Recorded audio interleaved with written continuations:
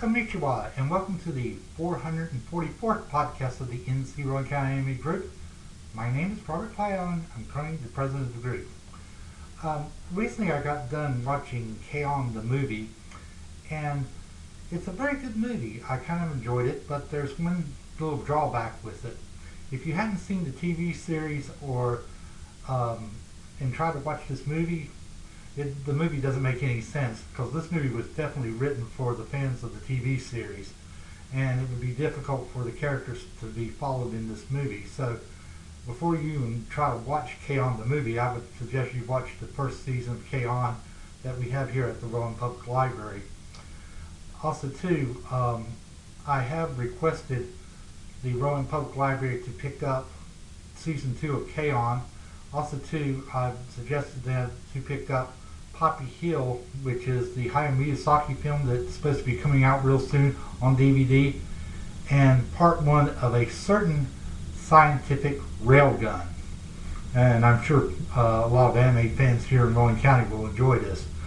I was at a Japanese Culture Festival this past weekend, last Saturday, down in Charlotte, and I want to show you some of the things that I picked up. Now, I got this for free, and they usually give out, books that they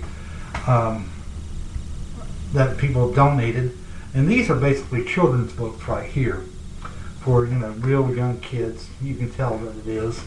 I'll give you a little quick insert, and this is basically a children's book. Now, this is a teen magazine, and it's all in Japanese. And you're going like, well, how are you going to figure this out if you don't read Japanese?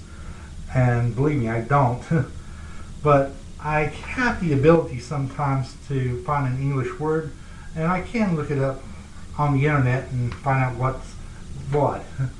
Also too, a friend of mine recently told me about this nice little program called Google Translates. Now, translation programs do have their drawbacks. If you come up with a really hard word, it doesn't like to give you a proper translation, but as long as you can keep it simple, it does translate very well. And so that's a nice little bit of information. If you ever want to try to translate something, let's say from Japanese to English, go to Google Translate. It does really work very well. Now, this little magazine right here I found more interesting because it is trying to teach people from Japan to speak English. And I'm going like, well, okay, reversal role here. And I found it to be very interesting indeed. Now, what I'm about ready to do is quite different from what I've done in previous past podcasts. I'm going to cover something that's been kind of on my mind lately. It's been kind of bothering me quite a bit. And I hope you understand this very well. Recently, I've been getting a few postings from a certain person or certain individuals who had watched my podcast, and they keep saying, I am too old. And I'm thinking to myself, they don't believe in Tezuka's dream. Now, what Tezuka believed in was that one day everybody in the whole world would accept animation as a true art form. That means race, gender, nationality, and even age would not matter. When he's talked about that in the Masters in Animation videotape that I have, but done by John Huston. So the idea of me being too old to enjoy animation is pure bunk. If you think that way, the only thing I can say to you that your lack of good judgment shows me beyond a shadow of a doubt that your arrogance is great as your ignorance. If you went up to Hayao Miyazaki or Rumiko Takahashi and said, well, did you set up an age limit to for your readers? They would probably say no.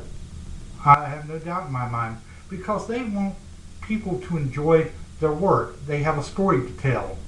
And that's the same way. Also too, you kind of forget the good that was been done. Now I'm going to show you some things.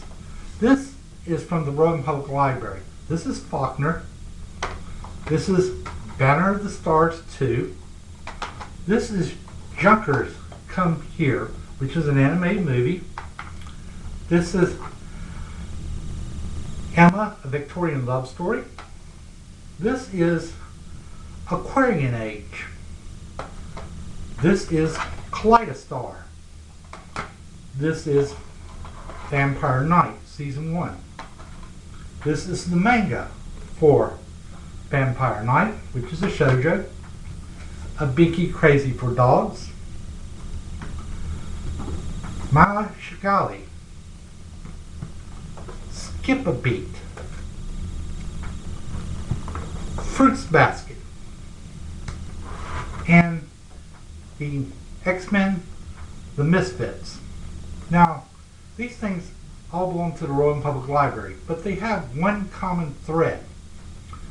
I was personally responsible for getting these things in the Rowan Public Library. I also am responsible for Fruits Basket, Canary County Cunimation, and also too, Ultramaniacs was another one that I was responsible for bringing into the Rowan Public Library.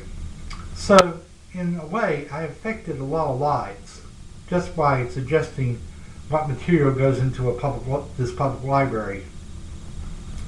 I have a question for my critics. What have you done these days to promote anime, manga in your area? Have you gone to a Japanese culture festival, took your friends, and tried to improve your knowledge of Japan? Something for you to think about. I think, as far as my critics are concerned, I think the problem is that you need to go and look into your own heart and ask what have you done to show your appreciation for the arts. Our next event will be this coming Saturday, which will be August the 17th. We are going to have a cross-play picnic at the Salisbury Park at Shelter Number 1 from 1 to 7. Then on August 27th, we will be having a J-Park night at the Rowan Public Library from 6 to 8 in the Hurley Room. This is our third annual event. And then on September the 14th, we will be at the Salisbury Mall for the Salisbury Mall Community Day. Thank you for watching this podcast. Goodbye.